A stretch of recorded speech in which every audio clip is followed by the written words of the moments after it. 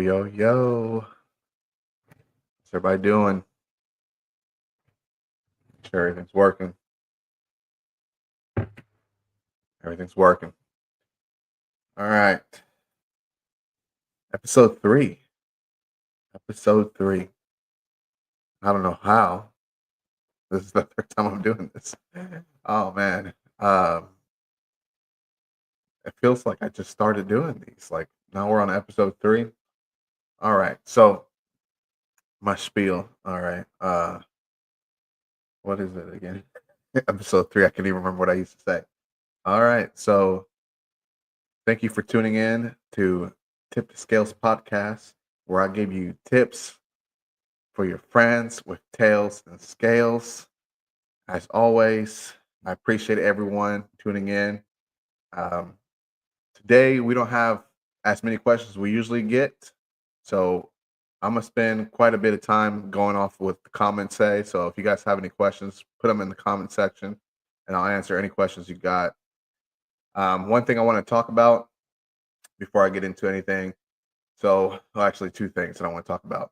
One, if you are on Instagram and you follow me on Instagram, I have a story on there where I have a poll asking what you are looking for in 2025. If you're looking for zero, wiblets, reds, yellows, or citrus, go in there and answer the poll. And this is really just for me to get a general idea of what people out there are going after.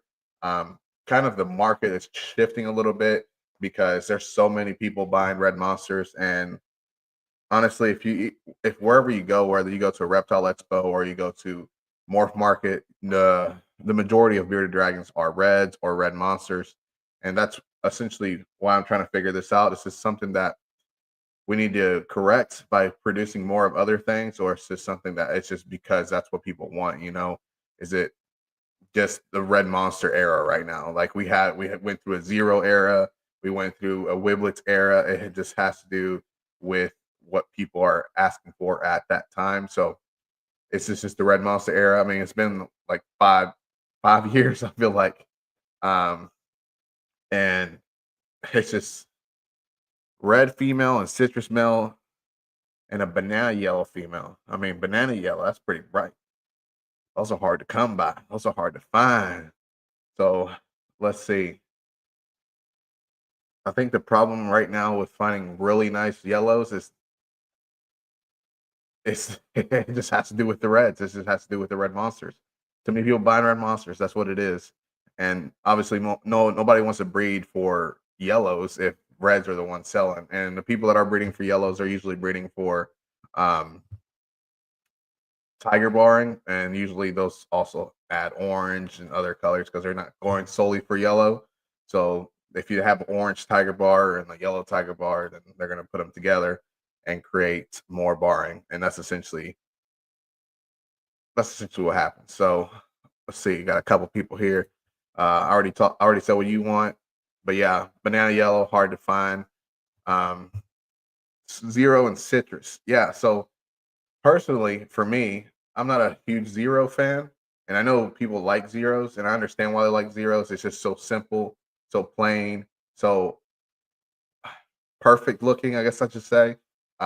It's just for me, it's just a bland look. So that's why I like wiblets more because you still get that bland look, but you get to add color on top. And that's just my opinion. Obviously, everybody has their own opinion, and a lot of people like zero more than like wiblets. That's just how it is, and that's how it's always been. But for me, I've always been the opposite. I've always liked wiblets more, just because I saw the potential that was in wiblets. Like right now, people are doing red monster wiblets, and they're turning out really good. But at the end of the day, the further along we get, the more it just looks like a red monster with no pattern. And that might be something people want, but I'm just trying to, nah, I'm not for me.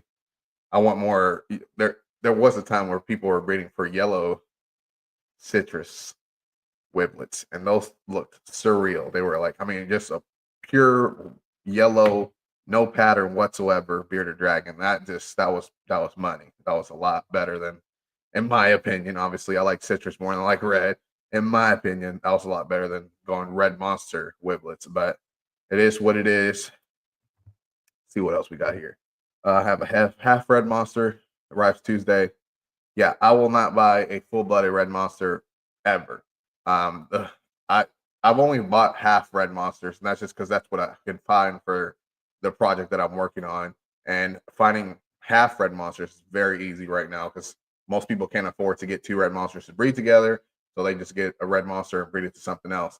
The problem with half red monsters is you don't know what the something else was. Was it a red? Was it an orange? Was it a yellow? And I'm finding out right now, just going through Morph Market, that there's a lot of half red monsters that are orange, and I'm like, well, why? I don't understand why they didn't just breed it to a red to make a better looking half red monster. That's essentially what outcrossing should be, but people do the weird things and start mixing colors, which is not something I appreciate anyways. I like keeping the colors intact. That way you're not dealing with a yellow that looks red or has orange hues or something like that. So yeah, I had whenever I bought the first 50% red monster, I also got a 75% red monster as a gift, and it, he just never flourished the same way as the 50% red monster that I got. And she's doing fine. He just didn't eat as much. It was really hard to get him to eat, honestly, greens and bugs, and eventually he passed away because he just wasn't eating. And no clue, he was normal. Other than that, just didn't eat. He slept a lot, and his his stools were normal and everything. It's just he just wasn't eating. Failure to thrive is essentially what it is. Um, but yeah, I would never. I don't know as of right now, I don't know if red monsters are still going through that. I just know that it's very likely that that's what's causing every red monster to have issues in terms of failure to thrive. I think it's all that inbreeding and everything else that goes into it that's causing them to not eat as much, which happens a lot with inbreeding. I mean, even happens just in regular clutches. So it's not something that's new. It's just something that it's becoming more common now with all the breeding we're doing. Yeah, it's hard to find reds. Yeah, everything is red monster. 100% correct. I literally, I hate to say it, but I'm on Morph Market every day trying to find a nice red or a nice yellow, and those are honestly impossible to find, and it's so bad. I hate it. It's just the way that the market is going right now. Like I probably found two, and I haven't pulled the trigger on them because I'm waiting for I'm waiting for the best time, and it's just not right now. I still, if you can see all these enclosures right here, I'm still building more of these. I have 5 more of these to build, and then I'll have all the room that I need for the rest of the bearded dragons that I want to get until I'm at a good stopping point. Then I'll build another. There's how many? Uh, well, I don't even know how many I got. 12. So there's going to be 22 enclosures right here, just in this area. So, and I can technically put another one right in the middle if I wanted to, but it's just so 42 enclosures. That's a lot. I don't want that anytime soon. So I'm slowly pacing myself in that direction, but I have to build enclosures first. That's essentially where I'm at. But yeah, incredibly hard to find stuff right now. Yeah. So I got some competition. There's somebody else looking for nice yellows on Morph Market. But yeah, it's hard. It's hard right now. It's really hard right now finding stuff. Let's see. How long have I been talking? 9 minutes? All right. 9 minutes in. We can start the questions now, and I'll keep circling back on the chat, and we'll answer some questions on the chat if they pop up. If you all ever want to ask any questions for the podcast, you can always send me an email to info@qbstellsandscales.com, and the subject will be podcast questions, and I will answer any questions that you send on the podcast. Obviously, I try to make it, if there's enough questions, I will try to make it more or so subject oriented. So what's going to be the topic of the podcast? I don't want to just add every question that we have in there into the podcast. So there is a limit to what you can ask. Obviously, it has to be part of the topic, which in most cases, almost everything is part of the topic. But yeah, just in the question, info@qbstellsandscales.com. All right, let's see. Let's answer some of these questions here.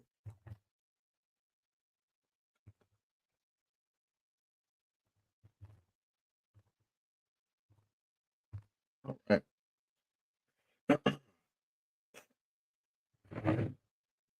I apologize in advance also if my voice sounds a little weird. I'm getting over something and it's almost gone, but I feel like I still sound a little bit nasally. Maybe that's just me.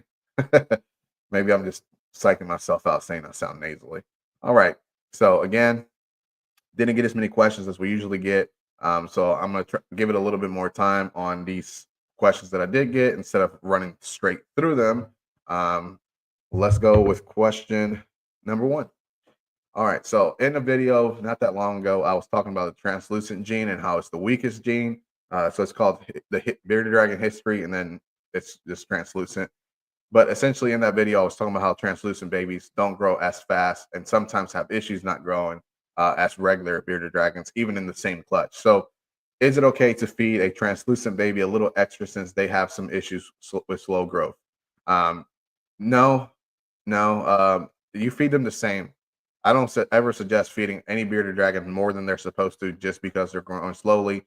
I don't ever suggest feeding a bearded dragon more than they're supposed to have just because they're glutinous and they want to eat everything. So I never suggest that. I would never tell you to feed your bearded dragon more than they're supposed to. I feed based off the weight of the dragon and not the age of the dragon. So a lot of people like to feed based off the age of the dragon, and that's perfectly fine if you know kind of a general idea of the average age for that weight. But in cases where we have slow growth, it's hard to say what the age of a bearded dragon is because you could have essentially a bearded dragon that is 2 months at 40 grams, and you could have well actually that's pretty big 2 months at 30 grams or 25 grams or something like that, or you could have one that's 4 months at the same 25, 30 grams, which is very, very possible. The only thing is they're going to be eating the same because it's based off the weight and not the age of the bearded dragon. So never overfeed just because it's a slow grower. Either way, they're going to grow slow, even if you feed them more than they're supposed to have. There used to be, not so much now because people are going back to feeding less, but there used to be this whole society of bearded dragon breeders that it was everything was a competition to get your bearded dragon as big as possible, as fast as possible. And we saw full grown bearded dragons at 6 months, and that was unbearable. I never understood how that was possible. And that's because they had bearded dragons that just didn't care but to eat everything in sight, and they just kept feeding it until it stopped. And that's not how you feed bearded dragons. You don't feed them until they stop. You don't do that at all. You feed until they have a certain number. And I usually, my babies, when they hatch, I usually feed them till they stop just because I know for a fact their bellies are small and I need them to not only eat so they can get bigger, but I need them to eat so I can see which ones are having issues with growth. Because even if they eat the same amount, you can easily tell which ones are going to grow slower. So that's the only time that I ever feed until they stop. And then after they start, after like their second or third shed and they're being split up into groups of five, I usually start feeding them based off a number. So the groups of five will get 100 bugs. If one eats 25 and the other one eats 15, then that's obviously kind of how you gauge that because then they start growing different rates and you have to start splitting off based off size. So that's essentially how I kind of gauge the beginning of their lives. After that, it's just survival of the fittest, baby. If you don't eat, you ain't gonna grow. I mean, that's sadly that's how it is, and there's nothing we can do about that. Let's see, we got a couple things in the chat here before I keep going. Absolutely. Growth is genetics. Yep. Yep. I have right now, I'm actually today somebody brought me their bearded dragon for I'm dragon sitting. I produced this dragon, I want to say a year and a half ago now, almost, maybe a year and 4 months or something like that. And essentially he is about the same size as his brother that I also kept. They're both here at the same time, and they're about the same size. And they look now that I see them side by side, I'm like, I always thought my male was just small, but it happens to be that just because their dad was smaller, their dad was probably like 17 or 18 inches long, and their mom was probably 19 inches long. So they don't have much to play with there, unfortunately, and they're both on the smaller side, 17, 18 inches long as well. So growth is 100% genetics. You can't essentially, I said this also in a video, I don't know which video it was, but you can't feed more to make them grow longer. I think it was a German giant video. I think it's what it was. You have to feed just to feed. You can't feed them just to get them longer lengths. That's not how it works. 100%. What you'll do is just add fat to that bearded dragon, and you don't want to do that. What you want to do is make sure that your dragon grows at the rate they're supposed to. Whether they're a slow grower, fast grower, whatever the case may be, they need to grow at a rate that is healthy for them. Just like humans, just like humans, all right? Some kids 3 years old and they're almost 4 feet tall. Don't know how it happened. Some kids 7 years old, almost a little over 4 feet tall, and you're just like, they're almost the same size and almost 4 years apart. So how's that work? And it's 100% genetics, and it also has to do with their own personal growth rate. Let's see. Banana Yellow Clutch is being born in Korea. Oh, Korea. Won't be supporting this breeder, but I'll be waiting for outcrosses from this clutch in the next 2 years. All right, so I don't know if I've ever said this in any video before, but I don't trust any breeders from Asia, none at all.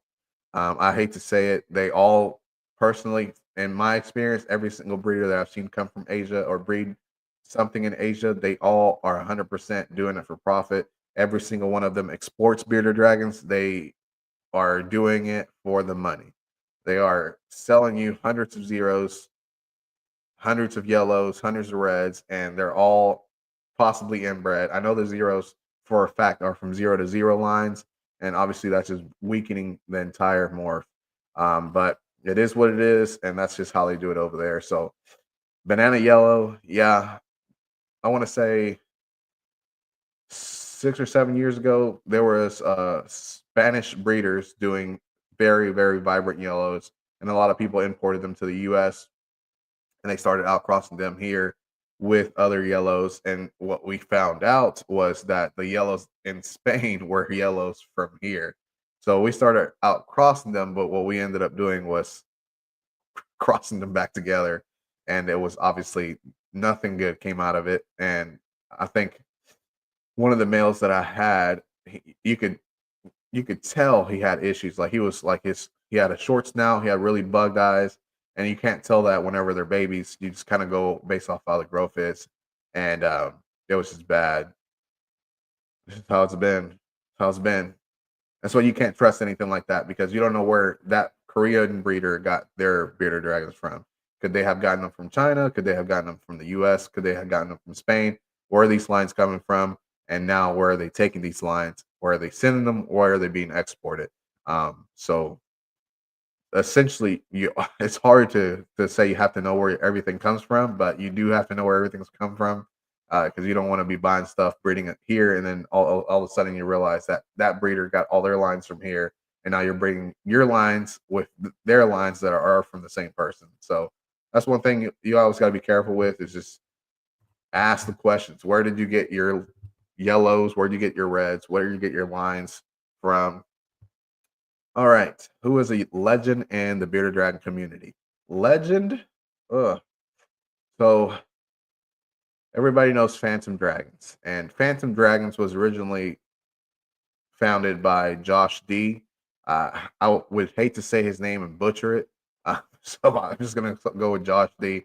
So essentially, I think he's the legend in the bearded dragon community, and he's not around as often. You'll see him pop up in comment sections and forums and stuff like that.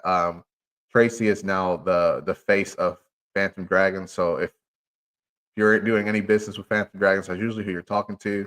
Josh D is really behind the scenes now. I don't even think he's maybe not involved at all. Maybe I'm not really sure. I haven't really seen him on anything lately. I'll see him like posting some comment sections and stuff like that. But other than that, that's really all I see him in. So that's the only legend I can really think of. All the other, I mean, to me, a legend is somebody that used to exist and now it's not around.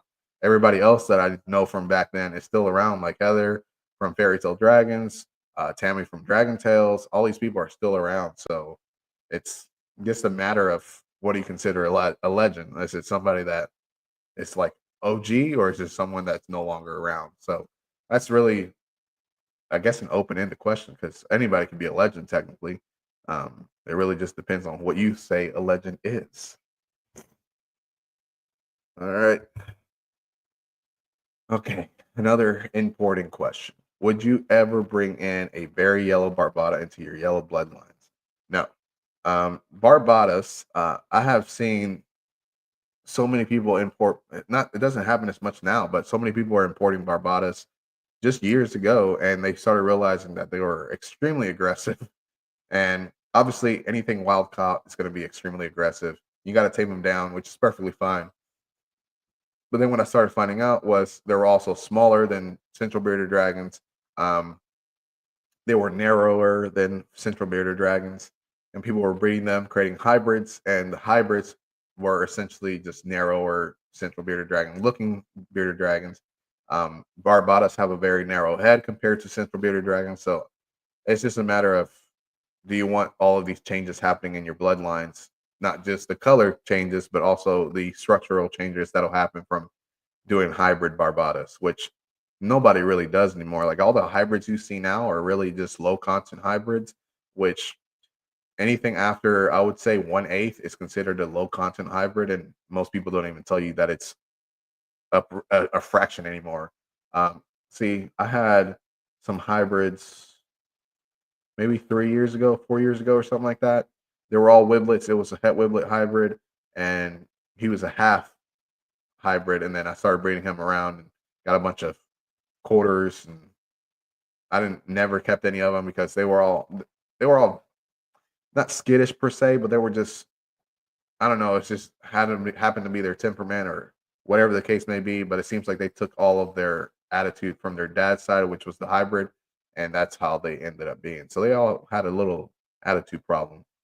Speaking of an attitude problem, uh, December, November, something like that, I brought in, I want to say 6 bearded dragons, and one of them, all of them essentially were pretty aggressive.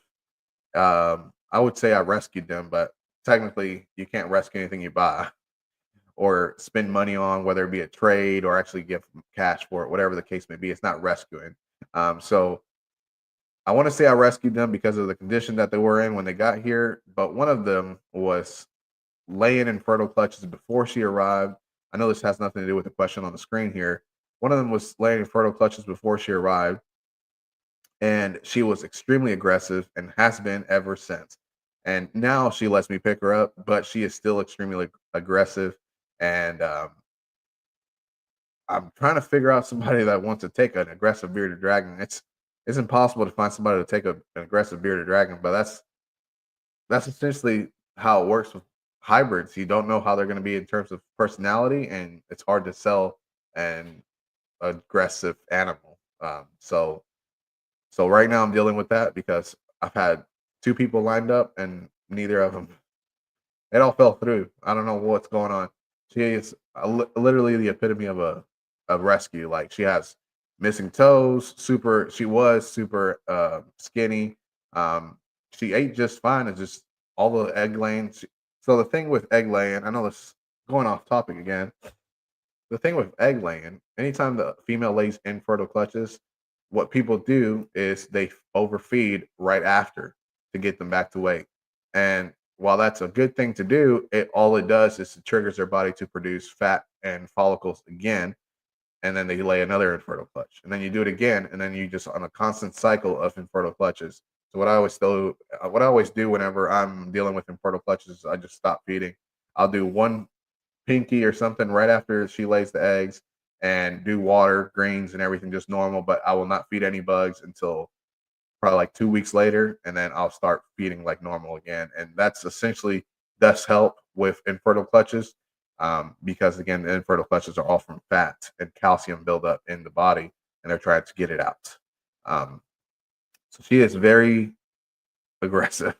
Um, she lets me pick her up, but it's just every time I pick her up, you can just see that she's unhappy and she tries to bite you the entire time.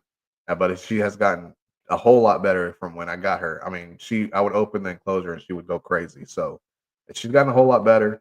I'm not a rescue. I'm a breeder, and I hate rescuing bearded dragons. I know that sounds terrible.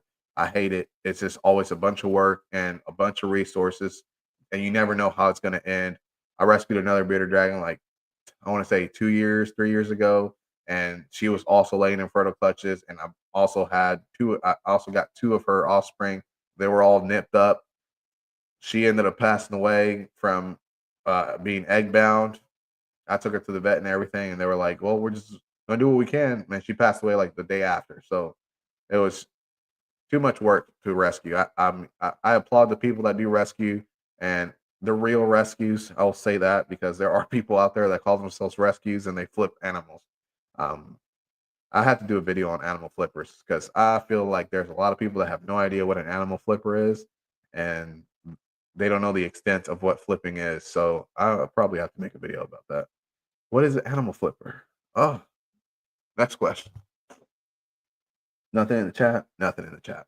All right. Are there any morphs that are extinct other than German giant? There aren't. As far as I know. Obviously, I haven't been around as long as other people, but German giant is the only one that I know of that is extinct. And German giant necessarily, when I say extinct, I'm just saying there's no such thing as a German giant in terms of what a German giant is supposed to be. A 30-inch bearded dragon that weighs up to a kilogram. That's what a German giant is supposed to be. And essentially, right now, even things that were bred to German giants back then that are 22, 23 inches, they're not technically German giants, but they may carry that bloodline, and we will never know. I I try to ask people all the time, like, are you aware of what the bloodline is? Like anybody that says, "Oh, German giant bloodline," I'm like, all right, so which parent was from the German giant bloodline? All right, well, what their parents look like? Well, what size was that? Oh, all these questions, nobody ever has the right answers. Oh, it was the dad got this animal was from the German giant bloodline. Well, how big is it? Oh, it weighs 600 grams and it's 18 inches. I'm like, that's obese. Please don't call that a German giant. You're doing it a disgrace. Like it's terrible. And I was talking to somebody yesterday that I met for a bearded dragon. They bought one from me, and I was telling them I was like, it's it blows my mind the people that want obese dragons. Like after they get so big, they get so sluggish, they get so lazy, and every single time, especially males, whenever they get big, they stop wanting to breed because they're so lazy. So I don't understand the whole ordeal of people wanting to grow their bearded dragons as big as possible, even for a pet. Like that doesn't make any sense. You want your pet to live the longest life that it can, and you're feeding it as much as possible, possibly giving it cancers that it wouldn't have had otherwise. So that is a weird thing for me. I don't know why people do that. But to answer the question, no, there's no other morphs that I know of, except for German giant, and that's again technically not a morph. It's just a line of bearded dragons that were bigger than others, and that's essentially all that means there. Let's see. Oh, somebody. Oh man, yeah, you made it. All right, cool, cool, cool. Yeah, one of my members. Every time I do my podcast, he's busy, so he never gets to make it. He has to watch it after it's live. But he made it today. Appreciate you showing up, man. All right. Are there any morphs you have only heard off of by name? Yeah, all these new morphs coming out. It's like every new day there's another morph coming out from the red monster bloodline, and it's just all it takes. So I guess I should say, how does a morph actually come to be? So how does somebody discover a morph? All of breeding, all that we do as breeders is we just put animals together. Eventually, evolution takes place, and animals start doing different things. And with breeding, whenever we're doing this so often, we're essentially accelerating all this, and a new morph can pop up just out of nowhere from a line that's never exhibited any traits like that before. Um, so, for example, I want to say the person that owns this bearded dragon sends me pictures all the time because it still blows my mind. I want to say it was 2 years ago. I bred a hypo transdunner genetic stripe to a what was she? What was she? I can't remember what she was. I think she was just a hypo pet trans, and every single baby except for one was normal scale or dunner. And then the one that was not normal scale or dunner was a leatherback. There was no way there could have been a leatherback in this clutch because neither of the parents were leatherbacks. Blew my mind. Absolutely blew my mind. And I sold it as a pet only because I didn't know if it was a mutation. I didn't know if it was something from the egg that it just didn't develop correctly. So I sold it as a pet only, and I dealt with the regret of that because I didn't know what was up with it, and I didn't want to try breeding it myself because it just anytime you have a deformity like that, I wouldn't call it a deformity. Obviously, you can say it's whatever, but anytime you see a deformity like that, you never know what the cause was, and that's essentially how people get new morphs. They see something different pop up in a clutch, they keep it and start breeding it to determine if it was, a deformity, if it's a new morph, whatever the case may be, or they do importing, so they find wild caught animals that look different, and they figure out if that's a new morph, which happens a lot in ball pythons. Ball pythons, I mean, obviously a lot of the new morphs come out in captivity now, but a lot of probably like 75% of the morphs came from the wild, and that's just because evolution. It could have been that these morphs were already out there just based off evolution. Nobody could find them, but now they're found. And that's essentially what happened to ball pythons. But most of the morphs nowadays just come out from breeding. And we have essentially right now a lot. We have, I think there is chroma, there's whiteout, there's the albinos, and the albinos, I've never seen them in person. I've never seen the whiteouts in person or the chromas in person. The albinos have been around for a little bit longer than the other ones have been. Let's see. Going through the comments. My new male is 440 grams and 20 inches. That's not a huge deal. 20 inches. My male that is 19 and a half inches, he's probably like 370, 380. So 440 is not too big. Personally, I would try to get closer to 400, but that's just me. Like I said, the more a male weighs, the more sluggish they get, the more lazy they get, and that's essentially not something you want for a breeder. But if it's just a pet, 440 is not going to do anything. It's when you get closer to 500, 600 grams that you start having all these issues. Let's see, we got a question. Uh, First bearded dragon, I didn't know. And out power, yeah, yeah. He's lazy, lazy turd. My other two have been staying on top of weight. Yep, I got it's crazy how that works, man. It's crazy how it works. Like my first bearded dragons, they were all normal weight, and I started, like I said, there was a huge craze back then, probably like 2016 to like somewhere around that time, probably all the way up to like 2020. But there was a craze of people just power feeding so they can get full grown adults within 6 months, sometimes mostly within a year, so they can breed it the next year.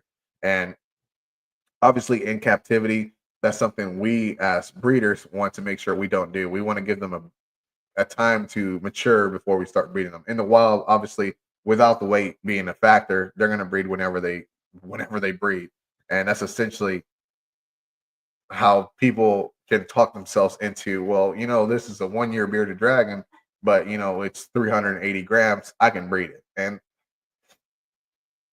personally, I don't see a huge problem with it. I just feel like give it a little bit more than a year at least, or at least go to the year mark. Like there's so many people that I used to see. I don't see this as much anymore. At least people don't talk about it as much anymore. But 8 months, 400 grams, boom, paired it. I'm like, wow, like this thing's still a baby. 8 months nowadays, this thing's still 150 grams or so, and it blew my mind. It always blows my mind when I see something like that happening. Like I said, it doesn't happen as much now where somebody's just power feeding.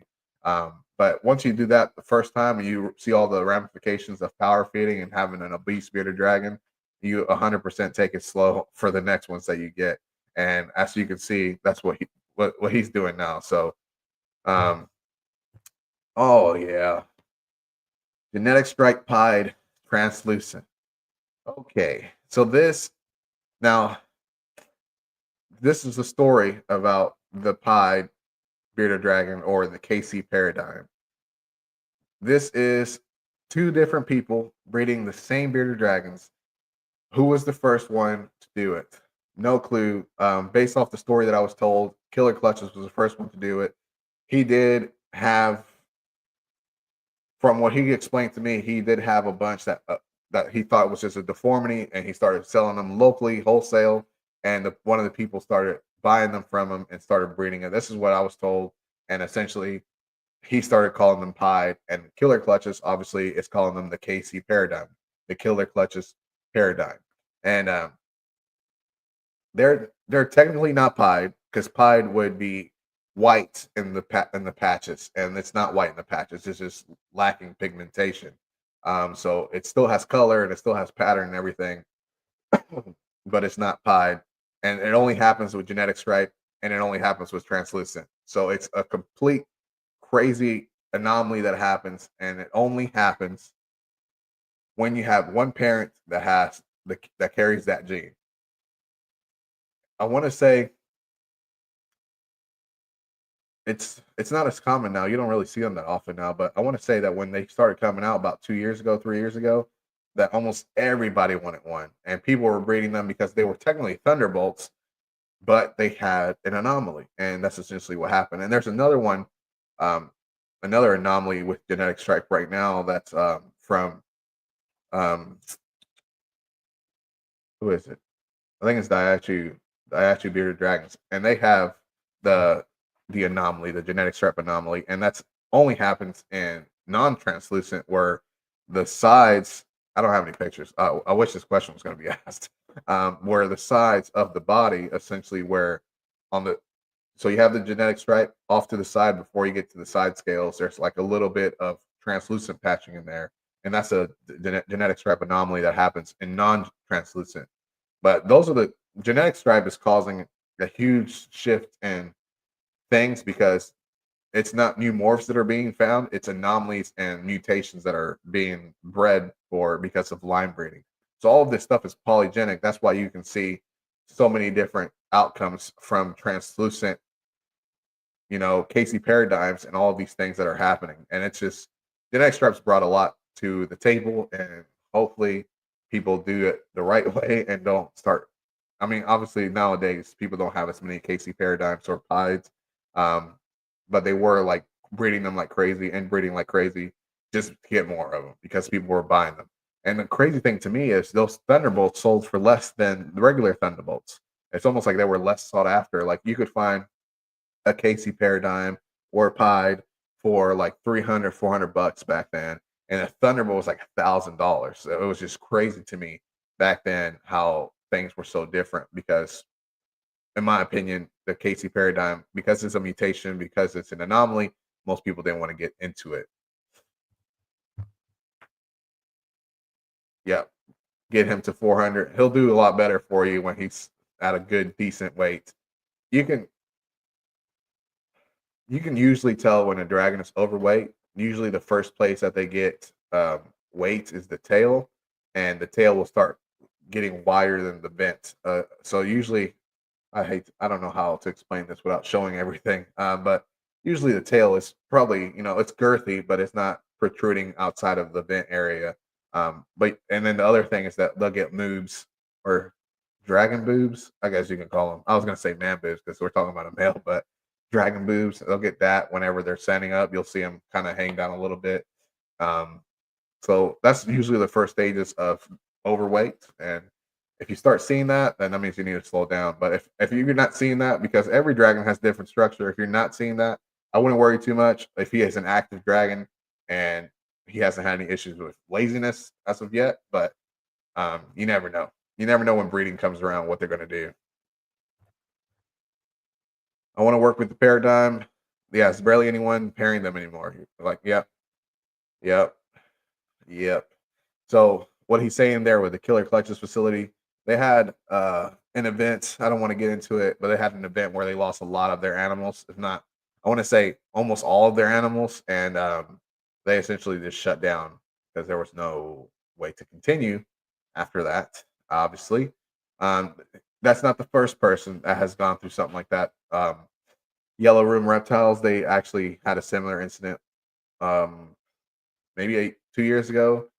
Maybe I don't know. Was it a year ago? No, it's 2 years ago. Where their dragon building also caught fire, and they're doing a lot better.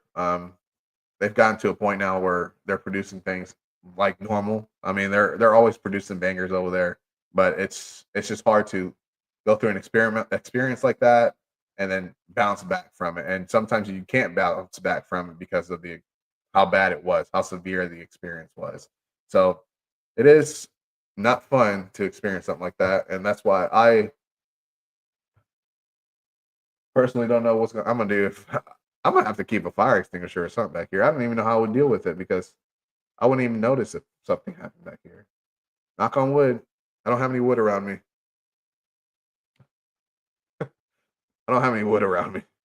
All right, so I got a couple, maybe one more question. All right, some people claim that there are wild dragons that are 29 to 30 inches. What do you think?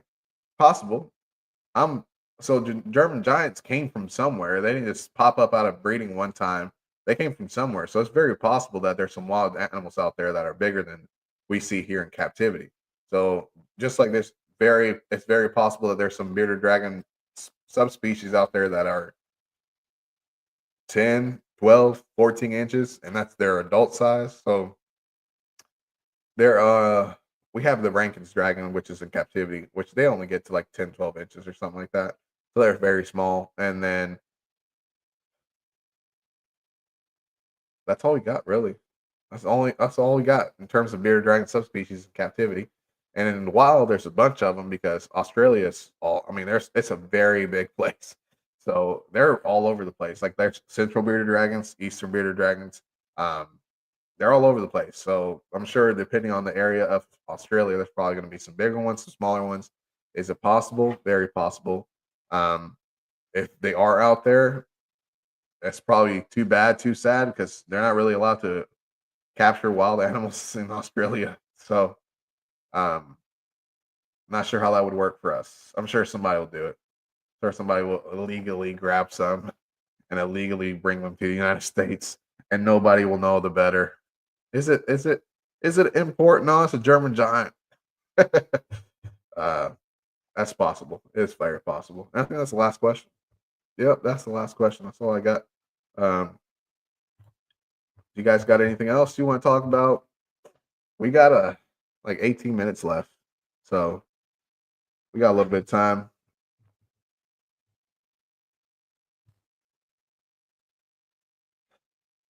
Not sure if I still have the same people as earlier, but if you haven't already, go on my Instagram and go on the story. I have a poll there asking what you want in 2025.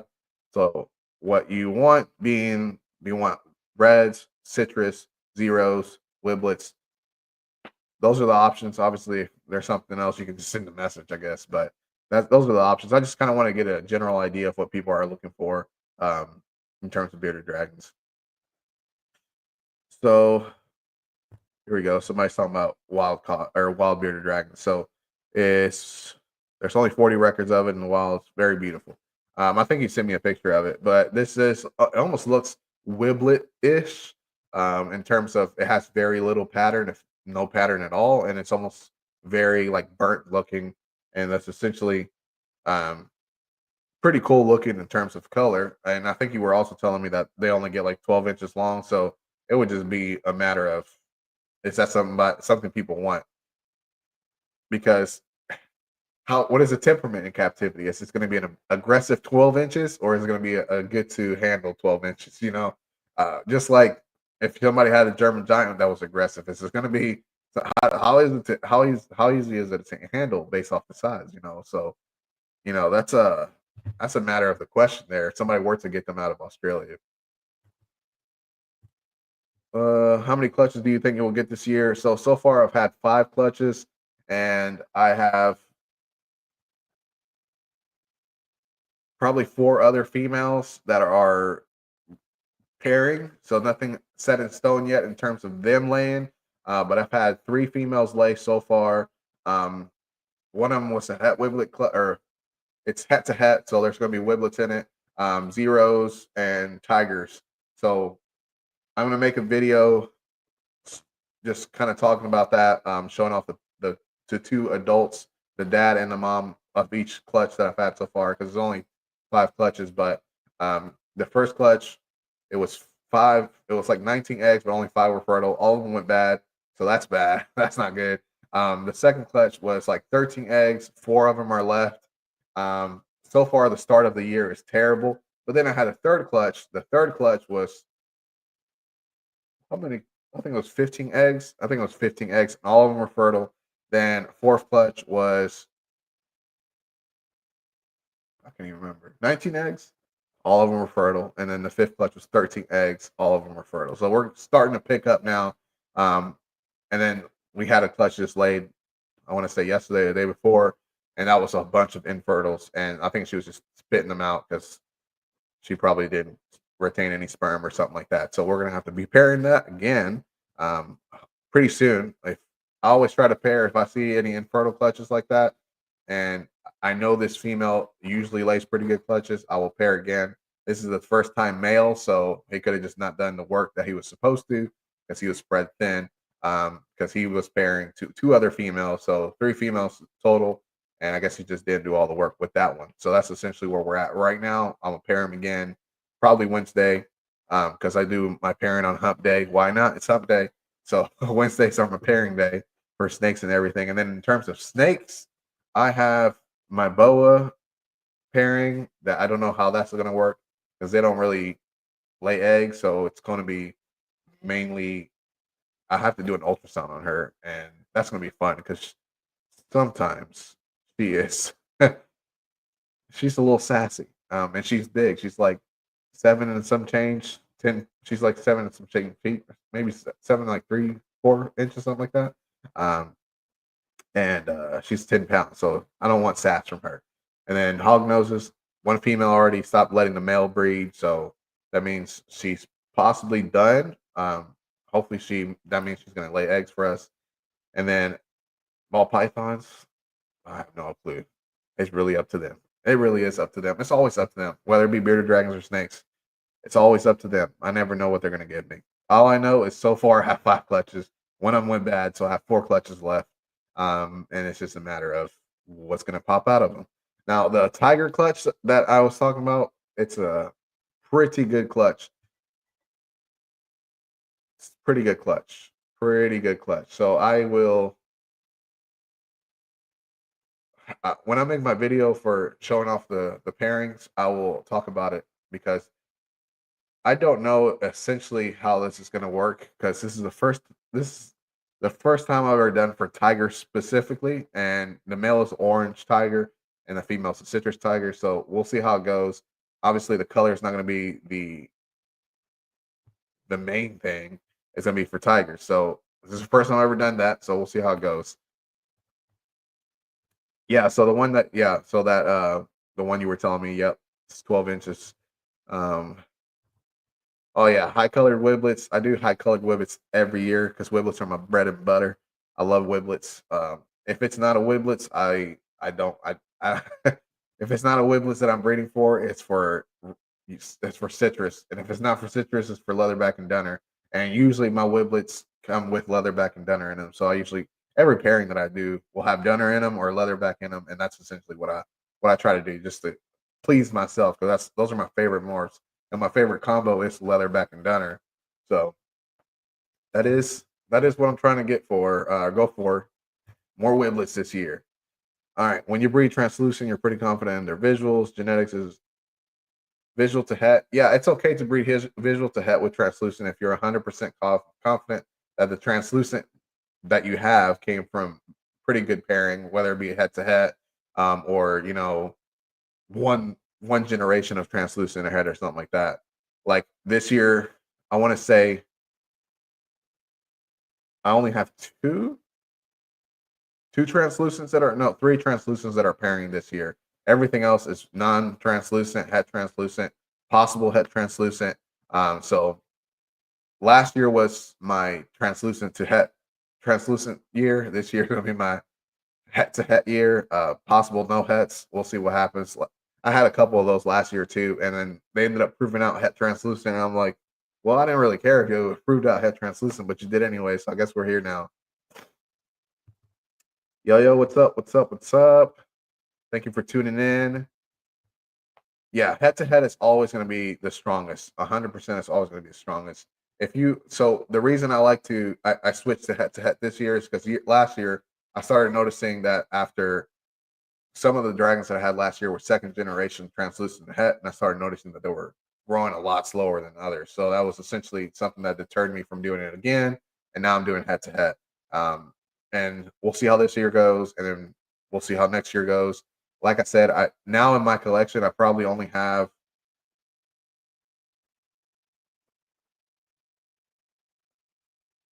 maybe 5 translucents total. And like I said, there's gonna be 22 enclosures right here. So, and there's gonna be some females that are doubled up. So it's probably gonna be more like uh eight eight males, 8 males. Yeah, 8 males and the rest females. So we'll see how that goes. But that's essentially where we're at. And there's only two males that are visual translucent. So it's easy to breed males when you only have two that are visual translucent. So a lot more opportunities. Sorry, just realized. Oh, it's all right. Yeah, you know what happens to me? Like it'll stop buffering or whatever, and all of a sudden it'll tell me. I will start reading the comments, and it'll be like from minutes ago, and I'm like, hopefully I'm catching up to them because that is weird. If I start talking about something, people are like, "What? That was like 30 minutes ago." Yeah, but um, yes, yeah, people did lose. I saw it's honestly it's weird when you have obviously there's lights and electrical and stuff and all that going on here, so it's very possible to have electrical fire. But the times that I've seen people have fires is usually during the winter, and it's because they have a space heater or something running that's not supposed to be running. And obviously they do have electrical fires. I'm not saying that the only thing is space heaters, but you do have to be careful because it's very possible to have a fire just more than one way. So while electrical fires are very possible here, I I used to run space heaters. I'm glad I have this now because this mini split back here runs extremely well. It's set at 72, and the building is 73 degrees here, so it's running very well. So we just got to be careful as breeders that we're not just obviously trying to make money or we can't lose our product or whatever, but we have live animals in here and we don't want nothing like that happening. And even like whenever the power used to go out from like a winter storm, I'd grab every single animal and take it to my house because it's better for me. If I do have to run a space heater, at least everybody's in the same room and we'll just throw everybody in there with the snakes and everything. Like literally I come in there with like 5 totes of snake bags and a bunch of totes of different bearded dragons, and that's just what I had to do to make sure nothing happened. And I mean, they can tolerate like 60 degrees, 65 degrees, but they shouldn't. There's no reason for them to do that. Yeah. So Athena, Athena's babies. So, it's funny you say that because I have a dragon that I sold, uh, sold last year and to the prodigal dragon slayer, and she actually just laid eggs, and her name was Athena, and she kept the name Athena. So Athena already laid eggs. It's not my Athena. My Athena's still here having a good old time sleeping all day because she went into brumation like super late, and now she's like in and out all the time. So I won't be able to breed her for a little while here.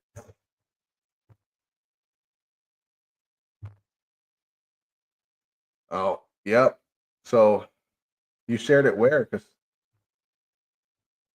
if you send me a picture or something, and I'll always reply to messages. This has very off topic, but I just got restricted off Facebook because they said I was selling guns when I said I had a female bearded dragon. I was like, hold up. I wasn't doing nothing crazy, like, and then whenever I read why I got kicked off of Facebook for 24 hours, they said that's because I was selling guns. And I'm like, oh, I wasn't doing that, but I guess I wasn't allowed to rehome anyway. So it's if they go through with it and my review gets, oh, what you were doing is wrong, I'm okay with it because I was doing something they're not allowing us to do. But um the fact that they said that I was selling guns, I'm like, yeah, female bearded dragon. I've never heard of that gun before. So yeah, yeah, I know. So he got a thunderbolt from somebody that was selling it secondhand. I think that's what it was. And the Thunderbolt came from Zeus. Whenever Zeus was being paired to some dragons over at Bourbon City Exotics when we did a collab over there. When will I have more dragons for sale? Yeah, so I actually sold my last dragon 2 days ago, and now I have my. Let me tell you exactly when they are due to hatch. The first clutch of eggs is due to hatch in 26 days. And usually when they hatch, this one's only 5 eggs. So usually when they hatch, I usually give people, give my members their they're first come first serve, so they get first dibs. And if nobody chooses anything, then I put it out to the public for reserves. And if nobody reserves anything, then after 2 months, whatever's available is for sale. So it'll be a little while. It'll be probably May before anything is for sale for sale. But if you see something you like that is for reserve, you can always go ahead and get it because yeah, it's if you see something you like, go ahead and get it, especially for reserves because then you have time to pay it off. You don't have to pay it all off at once because it's just uh, so it's just I give people that ability. You see something you like, put a reserve, usually $50, and then you just pay it as it goes. And then you have 2 months to pay it off if you see it when it hatches. If you get it when it hatches, you have 2 months to pay it off, and all of it's refundable because obviously the animal's not in your hands yet. And if something happens to the animal, failure, thrive, or whatever, you get to pick another animal or you get it refunded. So it's entirely up to you. Let's see. Even those though, they're still possible. Like so I have some surge protectors here that are smart surge protectors. So they go on the wall and they have timers and everything from your phone. And even those, like they can catch on fire anytime. But obviously they're a little bit better because if something happens, they're gonna automatically shut off and that's perfect. That's exactly what we want to happen. And it is what should happen, but obviously, like you say, buying the best ones is how you make sure that does happen. If you buy some cheapos from Dollar Tree or something like that, or Dollar General, you can't be so sure that that's going to work out. So, and even on like you can find some on Amazon that are really good for cheap, like $15 or something like that. So it's just a matter of where you're going to find it, and how good of it is going to be.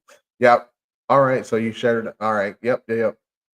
Dream Dragon, 100%. I am there with you. They're my dream dragons too. And the bad thing right now, I actually have no Wiblets in my collection. I only have a zero. I have no Wiblets in my collection, and the reason being is because the last Wiblets that I had, I sold them because I did my outcrossing. I paired them to a zero, got more Het Weeros, and now I couldn't just keep doing that because I don't all my Het Weeros would be related. So I had to sell them, and I kept the zero because I still want to it's easier to produce something with a zero. Like I can produce Het zeros now, and then it's just easier that way. But I didn't keep the male, and I should have missed him because he was nice colored. I'll probably keep a male or two this year from Wiblets. We'll see what happens.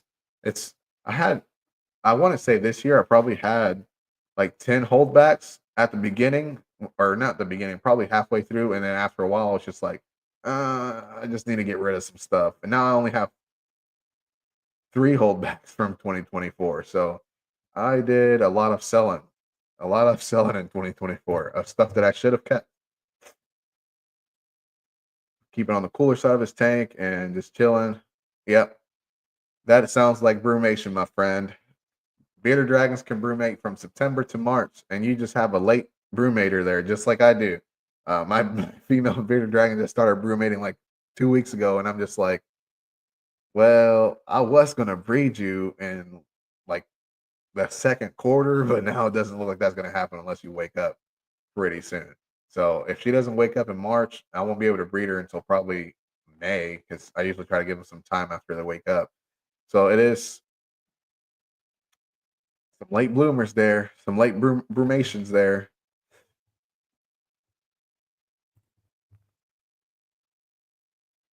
So the funny thing is, whenever you have a visual zero or visual wiblets that's also het for the other, it makes things so difficult. So one of the zero females that I have, she is het zero or visual zero, het trans, 66% het wiblets. And I've never paired her for the wiblets because I never, it's just weird to me to pair a zero for a wiblets because then you get a zero or you get a wiblets that's 100% at zero.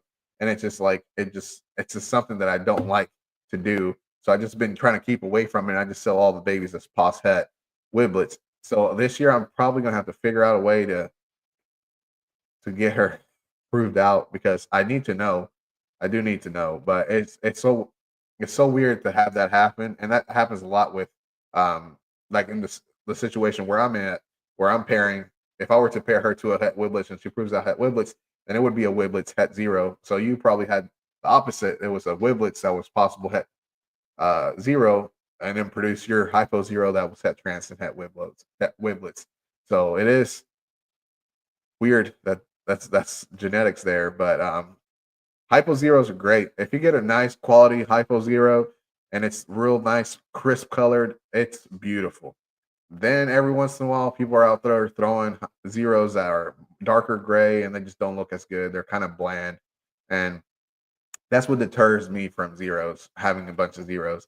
Now, like I said, I have zeros now and no wiblets, and usually I have wiblets and no zeros. And it's just the life of a breeder. Everything's just cycling through because you have to get new blood in. That's just how it works. So, unfortunately, I will be keeping some wiblets this year, just because I have to. I can't be without wiblets. What kept me without wiblets for so long is I had wiblets for sale and they were sitting.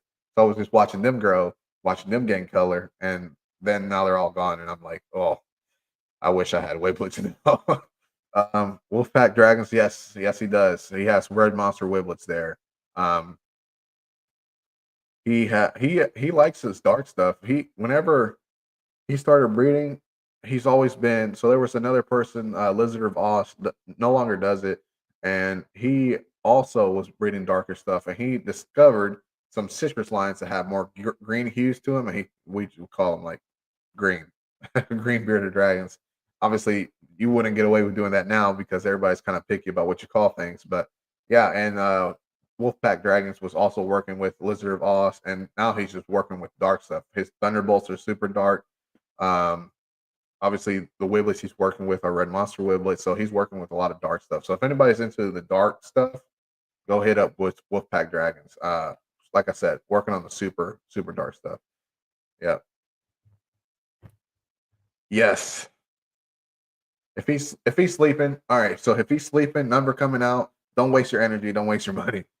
When you see him come out, you can turn the lights on. There's no sense in you leaving them on. If you don't care about the money, you don't care about the utility bill, leave the lights on. Either way, it's fine. I personally prefer to leave the lights off because I'm dealing with 22 enclosures, and it's a lot easier to just turn off 22 enclosures. And it, like I said, it's really just based off what you think. If you don't care about utility bill and you don't care about the fact that the bearded dragon is in the dark the entire day, it's sleeping anyways. It's not going to care. So just turn off the lights if you don't care. If you do care if you don't care about the utility bill, leave the lights on. If you do care about the utility bill, turn them off. You'd be surprised. It only save you like $10, so it might not be worth it anyway. So yeah, so Andrew's reptiles, he does a lot of Wero pairing. So if you get a 0, it's possibly het wiblets. If you get a wiblets, it's possibly het 0. That's very common from Andrew's reptiles because he's breeding for either or. He doesn't care which one he gets. So for him, it's always going to be one or the other. And then sometimes you'll see he's also breeding for 50% red monsters and red monsters. And every once in a while, you'll see some citrus bearded dragons that are possible het wiblets and 0 because that's what his pairings are. The green ones, yes.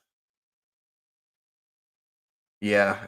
It's really just a yellow bearded dragon. It's really all that it is. It has the greener tones and it's very common. I mean, I have one right now that's a yellow bearded dragon. It's a citrus bearded dragon. Just has some green tones. It's honestly you see it a lot, but nobody really coined the phrase until Lizard of Oz did, and then all of a sudden he, they're they're all over the place. Everybody wants a green bearded dragon. I had one, a hypo green back then, and hypo green dunner. Can't really call him that. But if he would have stuck to it, I'm pretty sure it would have ended up being something just probably less yellow, more green. Essentially, it's probably would have been. But he stopped doing it. People people complained. Everybody was mad about something, saying that he was doing things that he wasn't doing anything wrong. They were just mad that he was saying there's stuff happening like green bearded dragons. They're not green bearded dragons. They're just yellow bearded dragons. You can't do that. You can't lie to people like that. I think he just got fed up with it. I think it's really what it was. He stopped breeding right after I stopped breeding, and then when I came back to breeding, he was gone. And I'm like, no, what happened? Because I was looking him up. I'm like, I remember he had green dragons. I want to get back into that, and yeah, Nah, you'd be surprised. Nobody wants to touch anything crazy like that. A green bearded dragon in Australia? No, I haven't seen that video. No, I have not seen that video. I'm gonna have to check it out. That's interesting because somebody's gonna try to import it because people do that. People do that. It's crazy. High desert dragons has teal colored bars. Interesting. Interesting. Let me see if I can find it. Posted recently. Oh look, high desert right there. As soon as I, oh yeah, those are blue bars. Those are hyper blue bars. Yeah, hyper blue bars. Essentially, they'll be light blue instead of dark blue. Yeah, so pretty nice though. I mean, you can't ever go wrong with tigers. Tigers are always really nice, especially the higher quality tigers. Never be disappointed. So yeah, hypo tigers. Whenever that hypo color essentially takes all the darker pigments out of the tiger, and all it does, it creates like a top. I don't want to say it's teal, but a lighter blue, and then obviously depending on the bearded dragon, it could look bluer or less. You know, whatever the case may be. But yeah, very cool, very cool. Actually saw that. I don't.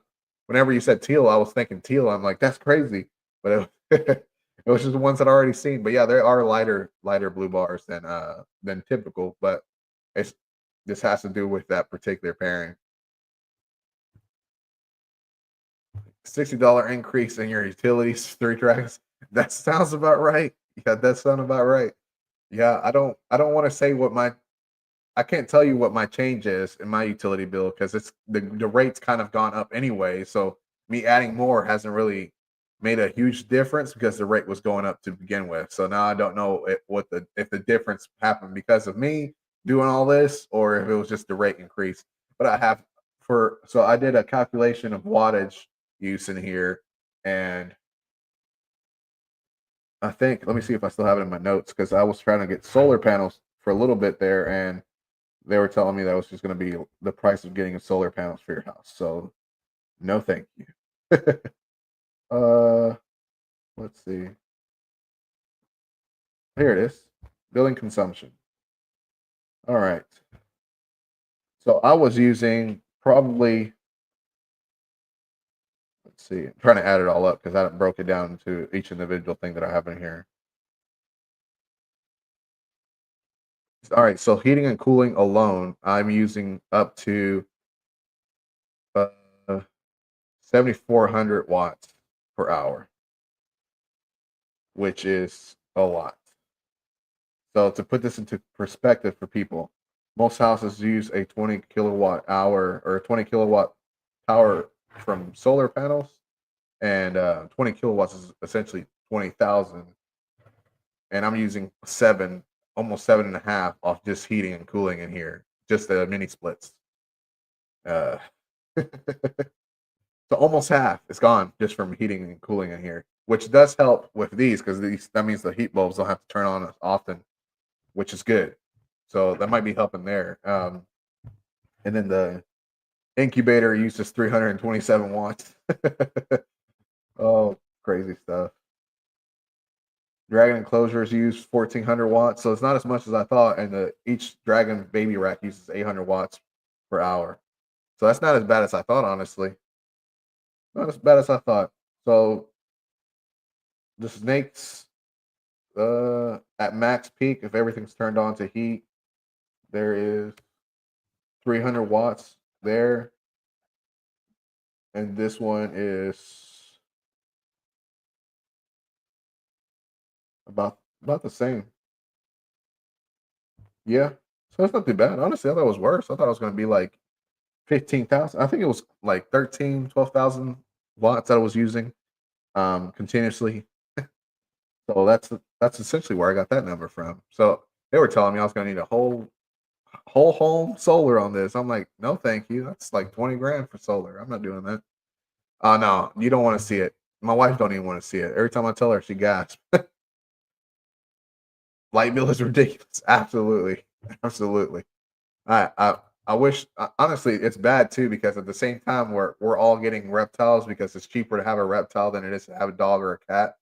They're also increasing light bills. Like every utility company has gone up over time because of inflation and everything else, cost to run and everything. So it's really interesting.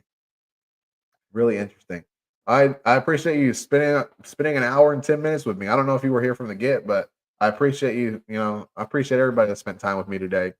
It's obviously I've gone over now, but I do appreciate everybody that spent time with me today. All the questions that you asked, we had a little Q&A, a little time together here. I do appreciate everybody. Did you ever expand your dubia roach colonies? I have to do an update on that. So honestly, my part one of setting up a dubia roach colony did pretty good on YouTube. It's been out like 8 months or something like that, and honestly, it's probably like 3,000 to 4,000 views or something like that. I know that doesn't sound like a lot for somebody that watches YouTube. They're like, oh, 3,000 to 4,000 views. That's not anything. Let's see. Oh no, I was wrong. I got 8,000 views. So 8,000 views. So honestly, an update on that. I have now three colonies, three colonies of dubia roaches, and I ended up buying a Missouri cricket diet for them because they are eating me out of house and home. And the cricket diet is um, essentially the same as dubia diet with some added preservatives and stuff like that because it's in Missouri and it's a huge bag, so they have to preserve it. It's not a little bag like you get from people that breed dubia roaches. So there's a little bit of stuff in there that's different than the organic stuff you buy from a dubia roach breeder, but it works pretty good. They like it, they still eat it, and they grow just the same. And it costs $33 for a 50-pound bag, and I have not gone through half of that 50-pound bag in 3 weeks. So it's a lot better than buying dubia roach chow, 100%. And where I was actually debating getting another set of dubias for a fourth colony, but we'll see how it goes. I'm trying to get to 10 dubia colonies by the end of the year. So expanding, yes. I don't know how far I'm gonna get this year, but I'm trying to get to 10 dubia roach colonies by the end of the year. I have to produce 20,000 babies every single month in order to feed my baby bearded dragons when I'm breeding, and that's essentially if you go buy dubia roaches and you put in 20,000 smalls, see how much that costs, and you guys tell me if I should breed or not. I calculated it. It made sense. It made sense because if I spend 10 grand on dubia roaches to get 10 colonies within the year, by the second year, I don't have to spend 10 grand anymore because they're producing and I don't have to buy dubia roaches anymore. So it's sacrifice the first year for no more work. Technically, you're still working because you're having to sort them and everything. But after that, it's smooth sailing. So I'm trying to get to 10 colonies by the end of this year. And then next year, it'll just expand based off whatever. Yeah, I complain about my electric bill. I don't want to see it no more. I don't want to see it. Best reptile podcast out. Appreciate it, man. Appreciate it. Oh, thank you. Thank you. Thank you. I really appreciate everybody. Oh, yeah. Snakes? What kind of snakes? I used to have leopard geckos. Not my cup of tea. Not my cup of tea. Yeah. Oh, that's awesome. That's awesome. I mean, I obviously I gave advice to 8,000 people, so I could have been a lot of people watching that 2 or 3 times just to get the same information over again. Yeah, it is very expensive to breed dubia roaches, and it's even more expensive to buy dubia roaches while you're breeding. If you're breeding dubia roaches and you're buying roaches to not feed from the colony, it's very expensive. It's That's great. I'm glad it's doing good for you. It's very, very satisfying. DD reptiles, he does good. He used to do a lot better. Whenever he started doing the red monsters, I started noticing his stuff kind of declining and quality. But that's the reds that he had before were red tigers that were super high quality, and then he started adding red monster to it, and all of the tigers kind of started going away because the thing about tigers is polygenic. So you need to keep breeding tigers together to produce more tigers. Once you breed a tiger to a non-tiger, the quality starts dwindling. And obviously he did that, and now the quality has started dwindling. Yes, oranges help the colonies boost. The only thing about oranges is this is all I've never done it myself, because once somebody tells me not to do something, I'm not going to do it. The only thing I've seen about oranges is if you feed a bearded dragon a dubia roach that has been eating oranges, it could cause a reaction with acidity, and that could kill your bearded dragon. That's what I've heard. Never tried it, because obviously, if somebody tells me, "Hey, I can kill your bearded dragon," I'm not even going to test it. So, yeah,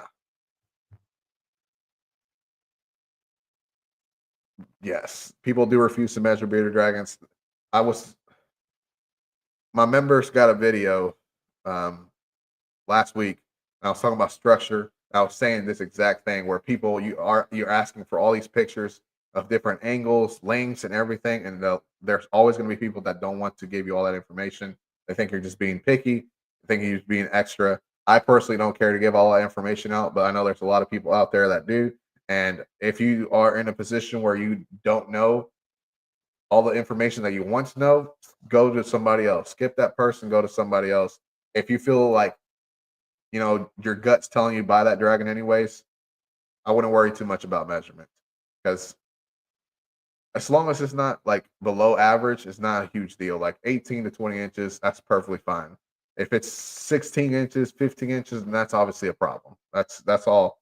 So if they're not wanting to measure, it could just be that they feel like you're just yanking their chain. Oh, Texas rat snakes.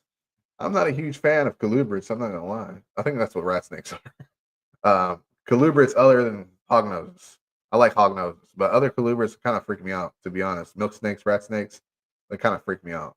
They're like super uniform all the way throughout. I don't know how that works. I need a little bit of girth in the snake, but they're. I mean, that's just what I think. I don't know how accurate that is. Just what I've seen, Um, thank you for spending time with us today. Thank you for spending time with us today.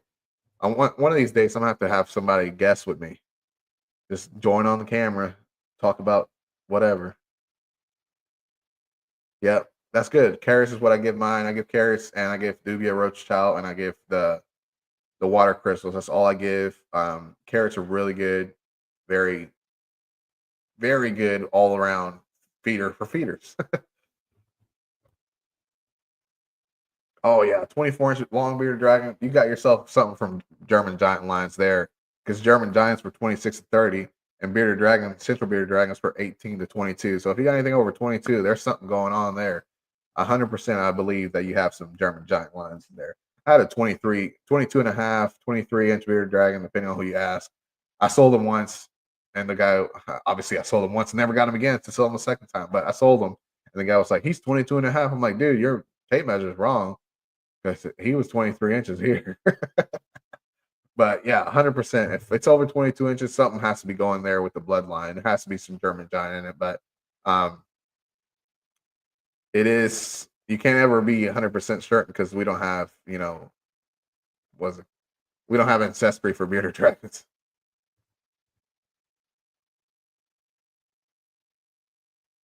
Yeah. Yeah. Good luck. Good luck finding only bearded dragons over 20 inches. Good luck. Every single one you get. Especially if you buy them as babies, you'll never know. You buy them as babies, you don't even know if it's going to be stunted. You don't know if it's going to be 24 inches. You don't know if it's going to be 12 inches, 13 inches. You don't know none of that. So good luck. More power to you for trying, but good luck. Now, if you find them, breed them to each other. Don't start breeding other 18-inch bearded dragons to 22-inch bearded dragons. Breed them all the 22s together. See if you get some longer ones. Hold back some longer ones, but you have to grow out every single dragon to figure out which one's going to be a longer one. That's the work nobody wants to do. Oh yeah. Oh wow. 1 year old and 24 inches. It's a long dude. You might have some more to grow. Maybe. Yeah. He said, "Whoa, absolutely. Yeah, that's crazy." All right, everybody. So I'm already in 20 minutes over. So I appreciate everybody for tuning in. Thank you all for showing me some love today, showing me some support today. And as always, I appreciate everybody. You know what? One more person. Yeah. So, yeah, all colubrids that I've noticed are spicy. Like all of them that I've seen are spicy. But that's good. That's good that I'm not the only one that's been dealing with that. All right. So as always, you guys, I do appreciate everybody's time. Tune in next time. I'm doing these every 2 weeks, as you've noticed. So 2 weeks from today's, I'm I'm probably going to start doing them at 6 p.m. Eastern, but you guys can tell me otherwise. I'll If 7 p.m. works for everybody, I'll do it at 7. But it seems like 7 p.m. works for everybody Eastern. So we'll see. I try to do it this time because people do work on Sundays, and I want to make sure that I catch anybody that is working on a Sunday. But it is what it is. I mean, it's a podcast. People can watch it later. So as always, peace and peace, love, Paganas. That's from Lizard.